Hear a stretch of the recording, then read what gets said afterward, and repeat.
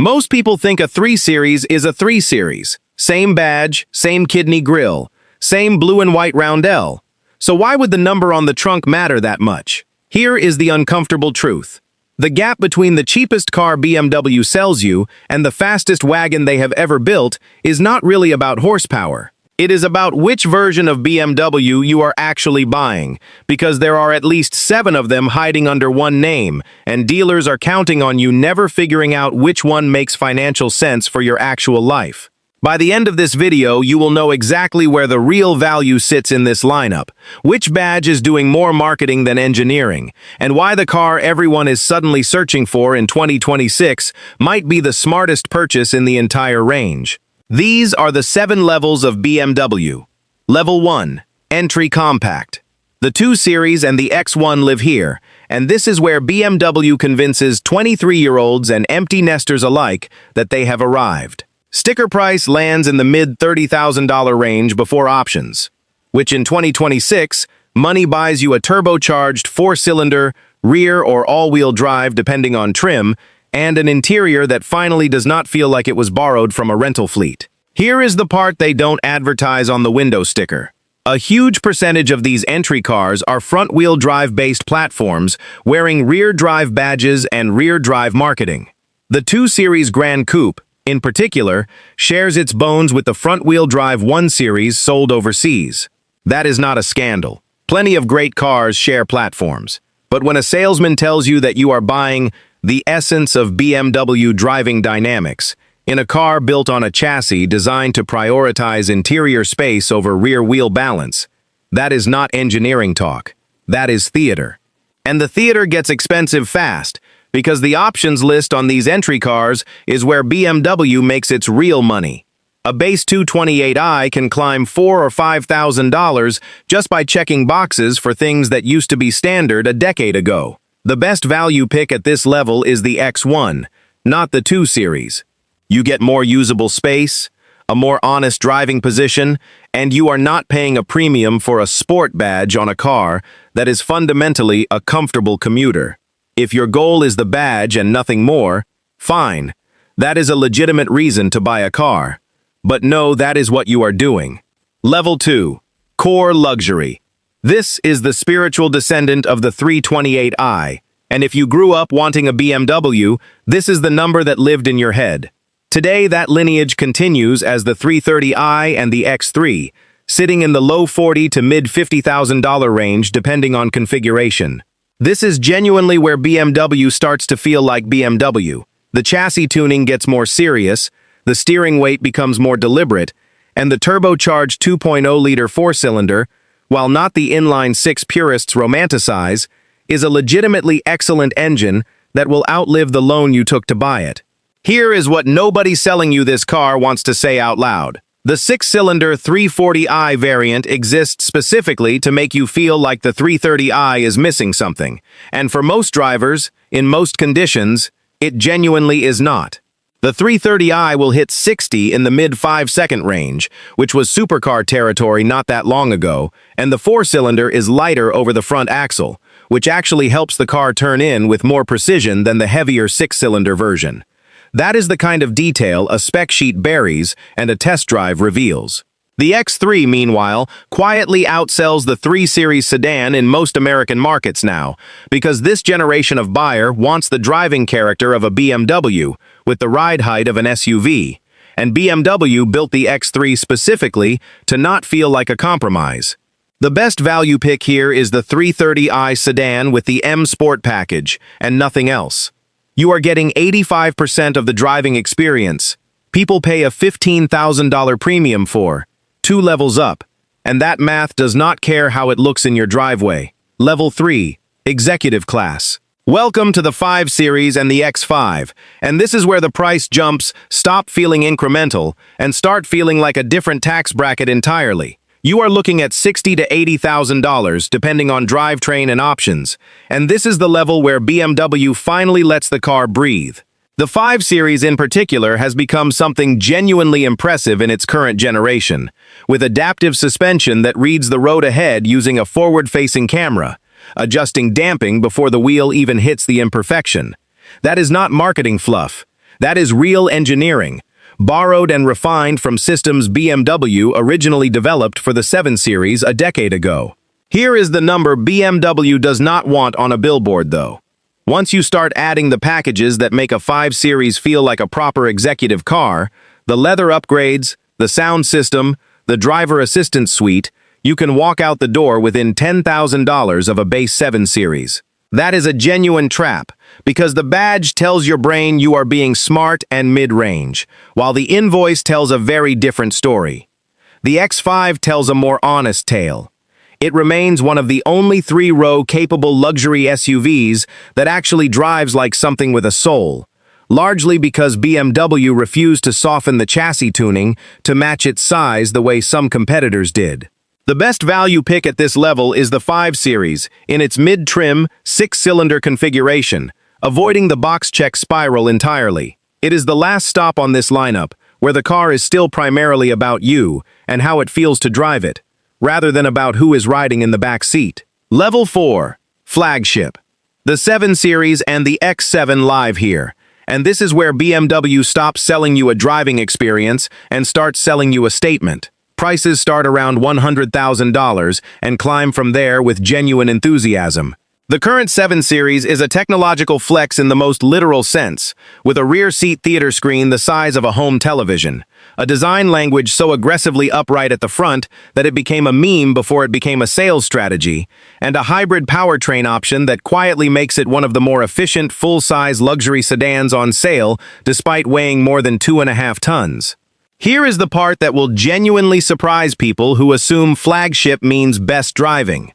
The 7 Series is not meant to be the best driving BMW, and executives inside the company will tell you that directly if you catch them off the record.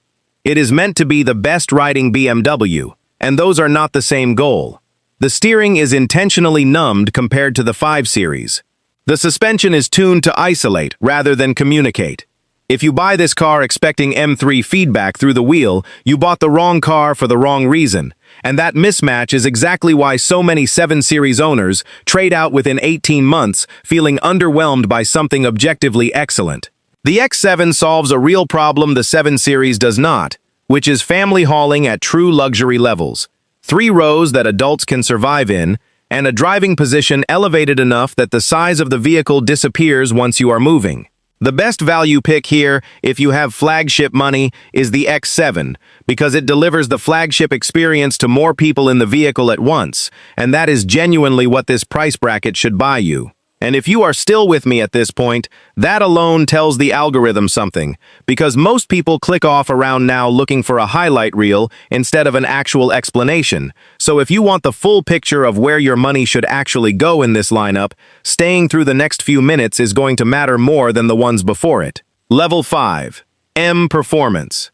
This is the gateway drug. The M340i. The X3 M40i. The car's wearing an M badge without wearing the full M pedigree, and this is where things get genuinely controversial among people who have owned both. Pricing sits in the $60,000 to $70,000 range, and you get a genuinely potent 6-cylinder, usually somewhere around 385 horsepower, all-wheel drive as standard on most configurations, and a chassis that has been meaningfully sharpened over the core luxury level below it. Here is what the M badge is quietly doing to your brain, though.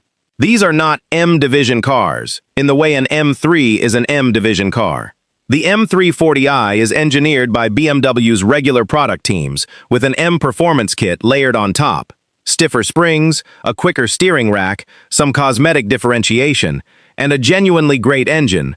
But the actual bones, the way BMW's M-division rebuilds a chassis from the subframes up, none of that happens here.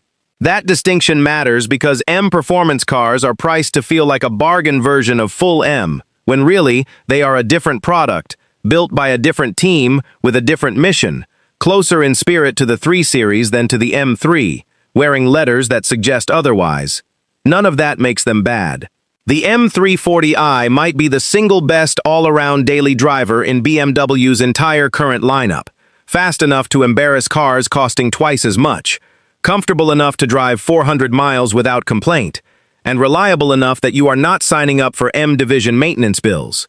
The best value pick here is the M340i specifically, avoiding the X3 M40i unless you need the ride height, because the sedan puts every horsepower to better use. Level 6, full M. The M3, the M4, and yes, the M5, including the touring wagon variant that has quietly become one of the most searched BMWs in the world right now, and for very good reason. This is where the M badge finally means what people assume it always means. Full M cars get engines built on a dedicated line, chassis reinforcement most owners never see, cooling systems designed for track abuse rather than occasional spirited driving, and suspension geometry that is genuinely different hardware, not just different tuning, from the car it is based on. Pricing runs from the mid-$70,000 range for an M3 up past $120,000 for a fully loaded M5. Here is the myth that needs killing right now. People assume the M5 has gotten soft because it has gotten heavy, now tipping scales north of 5,000 pounds thanks to a plug-in hybrid system bolted onto a twin-turbo V8. On paper, that sounds like exactly the kind of thing that ruins a performance sedan. In practice, BMW used that hybrid weight strategically, mounting the battery low in the chassis to actually lower the center of gravity versus the outgoing generation, while the electric motor fills in torque at the exact low RPM range where a big V8 traditionally feels lazy off the line. The result is a car that is heavier and objectively faster in every measurable way, which should not be possible, and yet here we are. Now, the M5 Touring. If you have not seen this car in person yet, understand what BMW actually did here. They took the most powerful M5 ever built and wrapped it in a wagon body that will not be sold in every market, creating exactly the kind of forbidden fruit energy that turns a car into a cultural moment rather than just a product. This is a station wagon that will out-accelerate cars with Ferrari badges from a decade ago, with room for the dog, the stroller, and the golf clubs, and it exists specifically because BMW knows that the smartest, most car-obsessed buyers in this price range have been begging for exactly this combination for 20 years. It is not just item 6 on a list. It is the closest thing BMW currently makes to a thesis statement about what the brand believes performance should look like when nobody is watching and everybody assumes you bought the boring family car.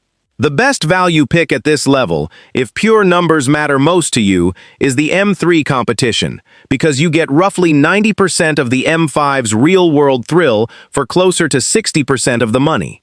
But if you can stretch for it, the M5 Touring is the one you will still be talking about at your own retirement party. Level 7. Ultra Rare and Collector. The M8. Alpina builds. Individual customization program cars, and the halo vehicles like the i8 that BMW built specifically to prove a technological point rather than to move volume. Pricing here starts around $130,000 and genuinely has no ceiling once you start speaking with the individual division directly. This is where BMW stops selling cars and starts selling relationships, sometimes literally assigning a single point of contact who manages your build from order to delivery. Here is the truth about this tier that even enthusiasts get wrong. The value here was never about performance per dollar, because at this point performance per dollar broke down 2 levels ago. The value is scarcity, is provenance, is the simple fact that certain configurations will never be built again once a production run ends. An Alpina B8, for instance, takes the M8's underlying hardware and detunes the aggression in favor of a kind of effortless, understated velocity. A car engineered by a small, independent company with a decades-long relationship to BMW, built for people who have already owned the loud version and decided they were done proving anything to anyone. That is a genuinely different psychology than anything in levels 1 through 6, and it is the only level on this list where best value stops being a meaningful question, because value was never the point. So where is the actual sweet spot across this entire lineup? If you strip away ego and brand mythology and look purely at where BMW's engineering dollars deliver the most tangible benefit per dollar you spend, it lands right at the boundary between level 2 and level 5, somewhere between a well-optioned 330i and an M340i. That is the zone where you get genuine BMW driving character, real engine sophistication, and none of the price inflation that comes from either badge prestige at the top or option list padding near the bottom.